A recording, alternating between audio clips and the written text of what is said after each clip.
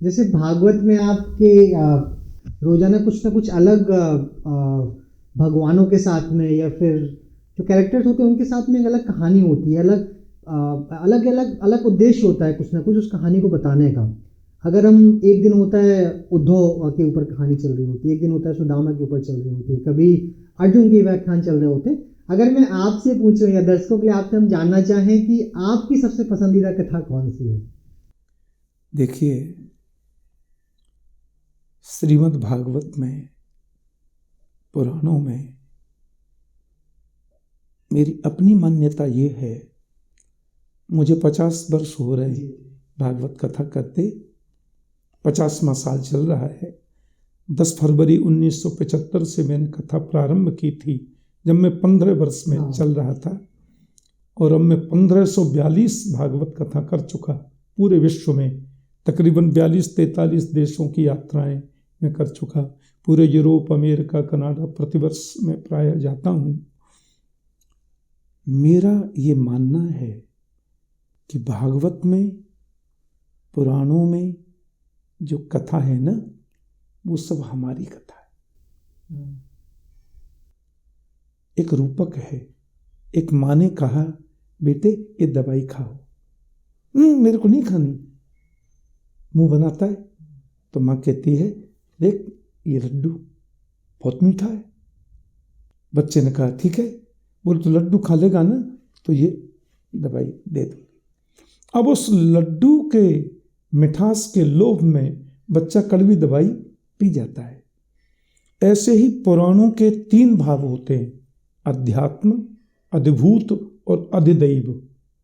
उसमें जो अध्यात्म पक्ष है वो पूर्णतः 120% सत्य होता है। अधिदैव जो दैवी कथाएं जिसमें होती हैं, अधिभूत जो भौतिक व्यवहार से जोड़कर जिन कथाओं को कहा जाता है। तो अब जैसे फॉर एग्जाम्पल ध्रुव जी की कथा है, मान लो। स्वयंभू मनु के बेटे थे उत्तानपाद। उनकी 2 पत्नी थी। एक पत्नी का नाम है सुनीति, दूसरी का नाम है सुरुचि। सुनीति का बेटा ध्रुव है और सुरुचि का बेटा उत्तम है।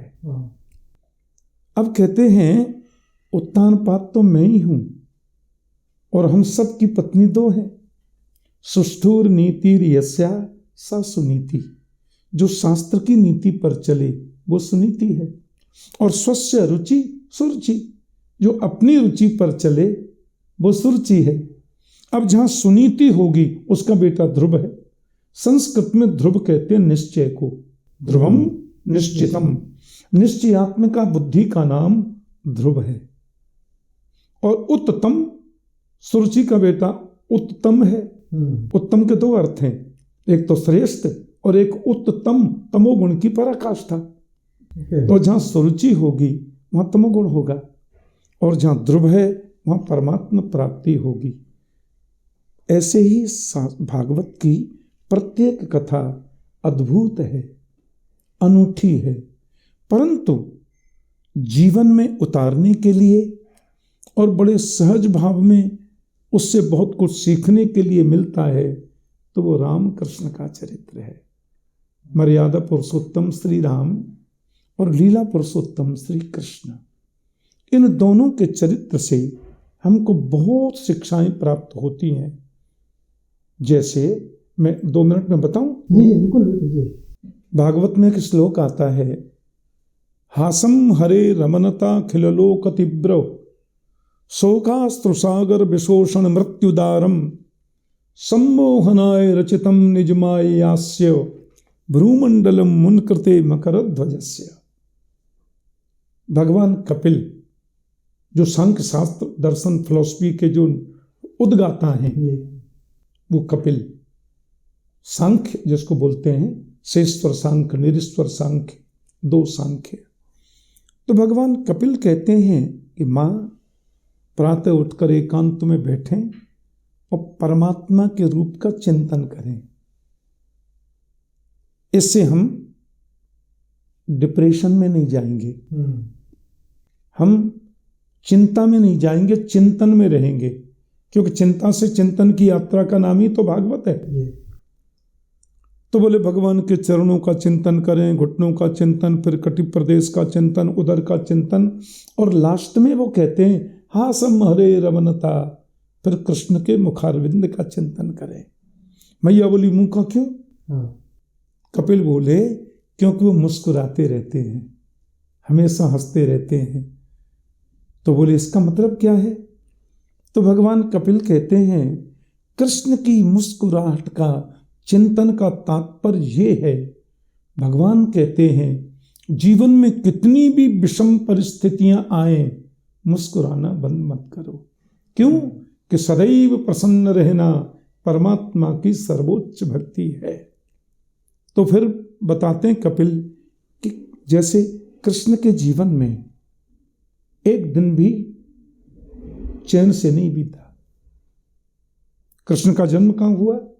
जहां डाकू बंद किए जाते हैं, जेल में श्रीमान जी पैदा हुए, और जन्म लेते ही तुरंत गोकुल भागे, वसुदेव उनको लेके गए, वहां भी चैन नहीं।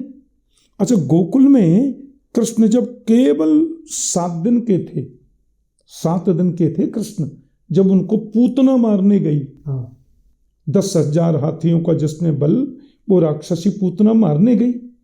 और कृष्ण जब 6 महीने के थे सक्टासुर मारने गया, 1 वर्ष के थे तृणावर्त मारने गया, 3.5 वर्ष के थे विशाल 2 वृक्ष गिर पड़े, फिर तो बकासुर, वत्सासुर, अघासुर, व्योमासुर, अरिष्टासुर, केसी, धैनुकासुर, इतने राक्षसों से युद्ध किया। और 11 वर्ष 56 दिन की उम्र में कृष्ण ब्रजमंडल को छोड़ दिए। केवल 11 वर्ष 56 दिन का था कृष्ण, और वो मथुरा में आए, वहां युद्ध, कुबलियापीड़ से युद्ध, फिर मुष्टिक, चांडूर, सलतोसल से युद्ध, फिर कंस से युद्ध, और कंस को मारने के बाद माता पिता को बंधन मुक्त करके, नाना को राज्य दे करके कृष्ण शांति से बैठे। तो कंस के ससुर जी हैं जरासंध, मगध के सम्राट थे, उसने आके मथुरा पे चढ़ाई कर दी, और 23 अक्षौहिणी सेना लेके। महाभारत जो इतना मोटा ग्रंथ है, उसमें कौरव पांडव दोनों की सेना 18 अक्षौहिणी है, उसके लिए इतना मोटा ग्रंथ है। और जरासंध 23 अक्षौहिणी सेना लेकर एक बार नहीं 17 बार मथुरा पे चढ़ाई किया, 17 बार आया, कृष्ण ने उसको 17 बार हरा दिया। और फिर 18वीं बार वो कुछ अनुष्ठान बिठा के आया ब्राह्मणों का, तो भगवान उस वचन को पूर्ण करने के लिए रण छोड़, मजाक में रण छोड़ बन गए। कितना संकट। फिर द्वारका पहुंचे, पानी में द्वारका बनी, वहां भगवान शांति से थोड़ा विराजे। कुंती भुआ कहती है मेरे बच्चों को बचाओ, हम लोग बड़े संकट में। फिर वहां गए, कौरव पांडवों को समझाया, फिर महाभारत का युद्ध हुआ। भगवान वहां युद्ध में व्यस्त हैं, एक दंतवक्त्र नाम के दैत्य ने द्वारका पे चढ़ाई कर दी, पूरी सेना लेकर बीच में वहां आए, वहां सुरक्षा अपनी नारायणी सेना को व्यवस्थित किया। ये सब करके भगवान थोड़ा शांति से बैठे, पांडवों को विजय मिली, तो परिवार में झगड़ा शुरू। 99 लाख से ज्यादा यदुवंशी थे, कृष्ण के परिजन, प्रियजन, परिवारी जन, मथुरा से द्वारिका तक आपस में झगड़ा, और 99 लाख यदुवंशी आपस में झगड़ने लगे, युद्ध छिड़ा। और इतना भयंकर युद्ध हुआ कि 99 लाख से ज्यादा यदुवंशियों में 40-50 बचे। भागवत में लिखा है चतुःपंचावशेषिता। इतना बड़ा जीवन का संघर्ष, लेकिन संपूर्ण भागवत में और संपूर्ण पुराणों में कहीं नहीं लिखा कि कृष्ण कभी कर्म पे हाथ धर के चिंता करने बैठे थे क्या, कृष्ण कभी माथा पकड़ के रोने बैठे थे क्या। जब देखो जब मुस्कुराते हैं। तो भगवान हमें ये उपदेश करते हैं कि जीवन की प्रत्येक परिस्थिति का डट कर के मुकाबला करो, बुरा कभी सोचो मत, बुरा कभी करो मत, तुम्हारा बुरा कोई कर दे ये किसी में ताकत नहीं है। शास्त्र के अनुसार व्यावहार के जीवन में शुद्ध अंतःकरण से जीवन जियो और लोगों का उपकार करो, लोगों की भलाई करो, लोगों का सहयोग करो, तुम्हें फतेह मिलेगी। और मुस्कुराओ, क्योंकि सदैव प्रसन्न रहना मेरी सर्वोच्च भक्ति है, गीता में कहते हैं कृष्ण। इसलिए कृष्ण मुस्कुराते हैं, इसलिए कृष्ण की हम उपासना करते हैं।